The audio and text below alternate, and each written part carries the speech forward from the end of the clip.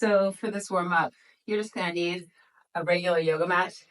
Any kind is good, but I like using a thin one. You're gonna roll it up, and then from there, we're gonna place it behind ourselves on the wall vertically.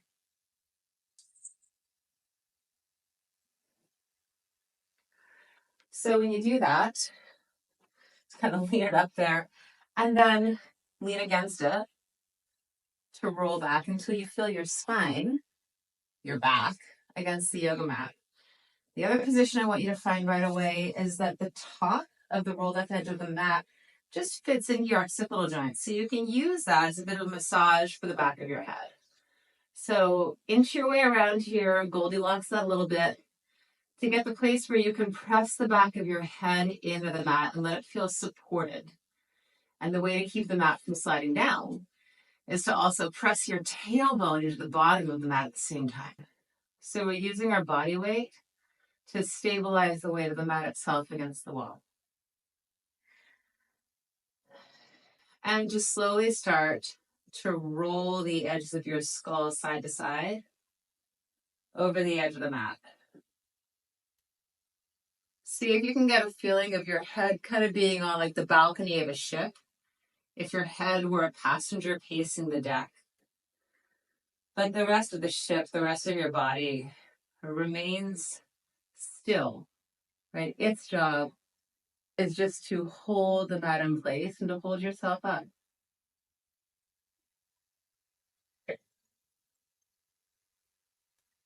And as you're rolling your head side to side, you might also notice that as you turn your chin to one side, the opposite shoulder, the back of the scapula, holds a little more around the mat.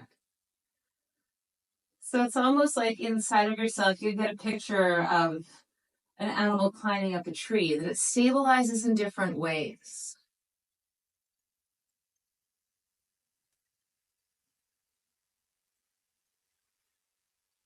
And then maybe see about drawing a rainbow with your head. So you're going to lift your chin up and center, pressing more the back of your skull into the mat, and then come down towards one ear. Apologies for the dreadlock you might be developing at the base of your hair.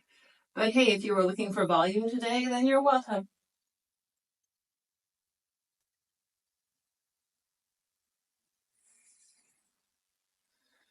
And then as you take your chin down, feel how the head can peel off of the mat. And as the chin presses into the sternum, that the back of your ribs get a little more contact to the mat.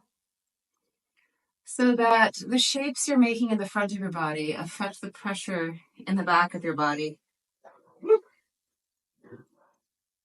Right? Actions creating reactions.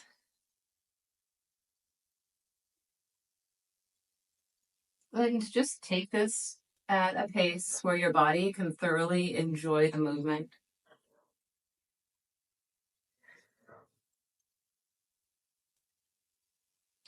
Return to the center. Let your chin stay down at the chest.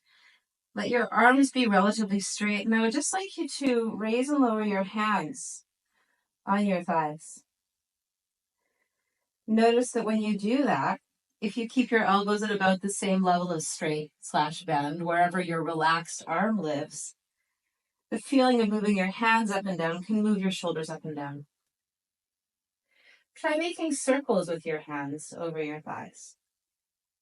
So the shoulders are getting kind of a passive massage from this. And then you can experiment with changing the focus, lifting the shoulders as they round, putting the work in the shoulders. And notice if that's easier or harder for you. That answer might be different side to side. Change directions. Start by initiating the circle with your fingertips, tracing on your thighs. And then you can shift your focus maybe to your elbows, maybe to your shoulders. Same movement, different ways, therefore different experiences of it. And then roll yourself back up onto the mat until you feel the back of your head find its friendly ledge. Send your heels down, let your spine arch a little bit, inhale. We're going to exhale and roll our spine down the mat, trying to squeeze each piece off sequentially. Once you get down to the tailbone, roll yourself back up. So the image I usually use for this is when you get a screen protector for your phone and you want to squeeze out all the bubbles. So you push your little scraper thingy very carefully from one edge to the other. And somehow that irons out the bubbles inside. And as long as you have enough contact, the mat won't fall off.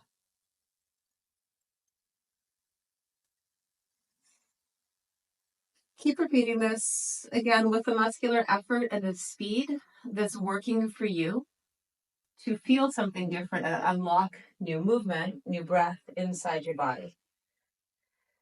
As you get stronger, the movement's going to grow. The way it looks is going to change. The way it reverberates out through your joints is also going to change.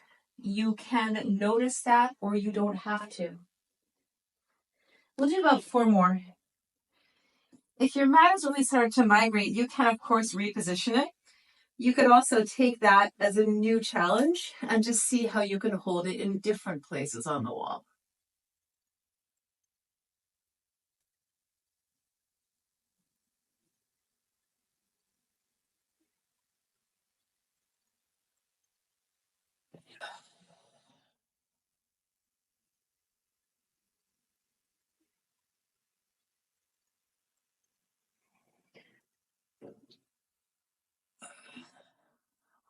One more to bring it back around you into center.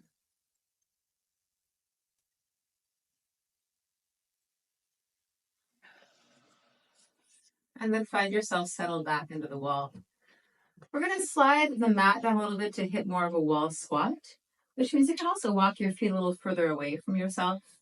Ideally, the knees are vertical above the heels here, and you have to push back to stay upright. This is not a passive position.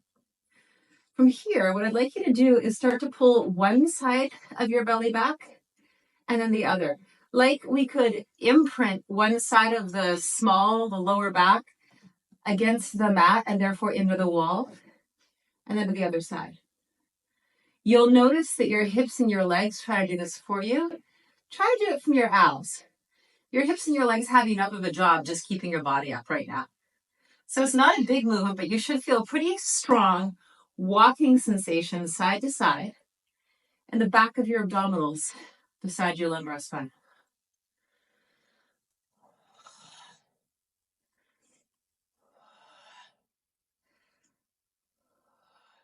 If at any point it gets too much to hold the squat, you can just ease up by standing up more, but otherwise keep the work. It's good for you. We're going to roll up and down now entirely on one side. So send the back of your right SI joint towards the side of your yoga mat, and then start to pull in to imprint the right side of your spine all the way up to maybe the lower ribs, maybe the middle. As I'm lifting up my shirt here so you can see I'm tucking my hips, and I'm using the back right side of my ribs to hold the yoga mat in place. And then go down. We'll have 4 of these in each side.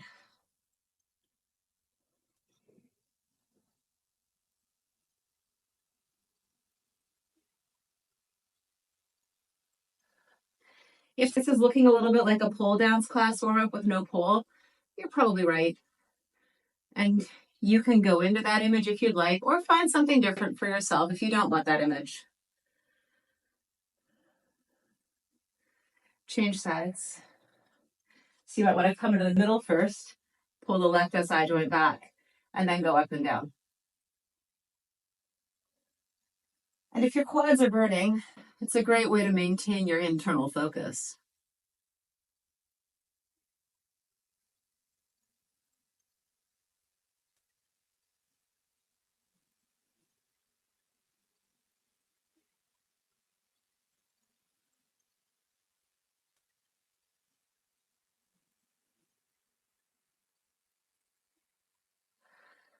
Walk yourself back to center, push your hands behind yourselves, and walk up.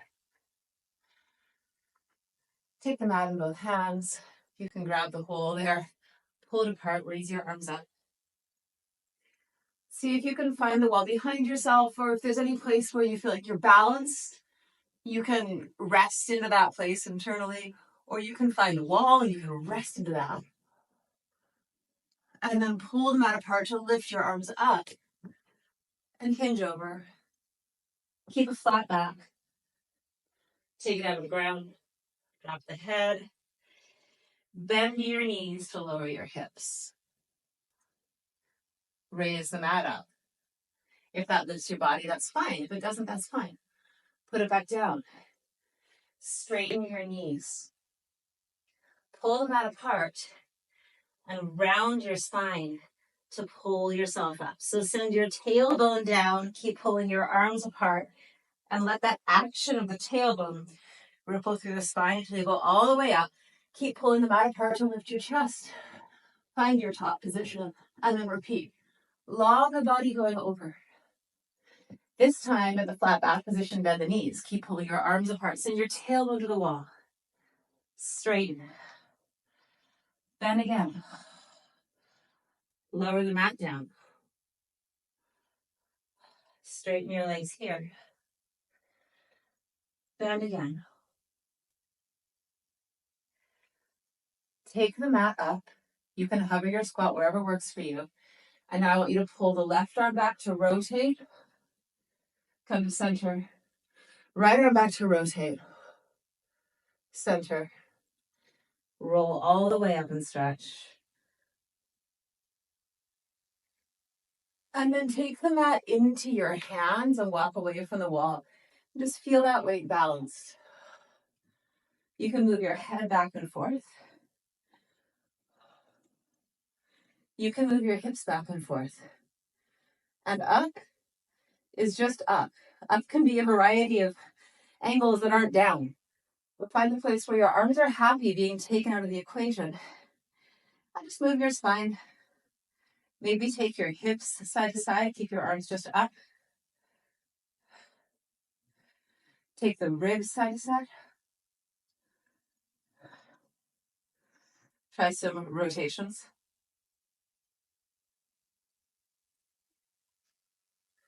And be sure, just before we end, to differentiate between your head rotating, your shoulders rotating, and your spine rotating. I'm going to leave that to you to play with.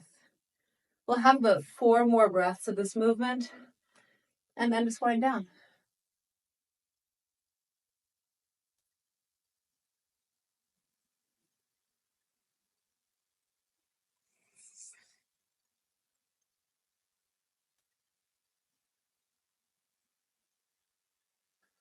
Final, whatever you're doing. Switch your palms so the hands hold underneath the mat. Take them to the ground. And we are just going to end lying along the mat, taking 4 breaths alongside of our spine. So focus down. Here we go.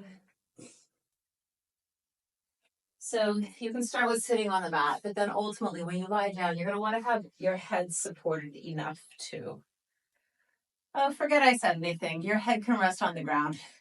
The mat's flat enough. So find the same position as we were on the wall, where the back of your skull is supported by that mat, and everything else can fall away. You can let your knees open to frog, or you can have your legs in parallel. Just take 4 breaths, filling up the space beside your spine along the mat.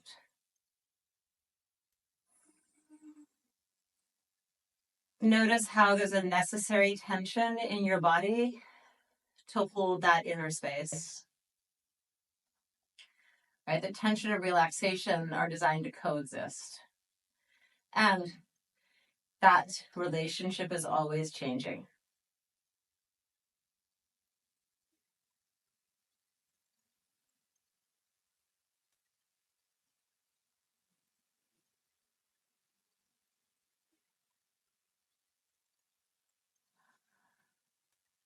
And enjoy a couple of breaths just letting the front of you balloon out before we totally end.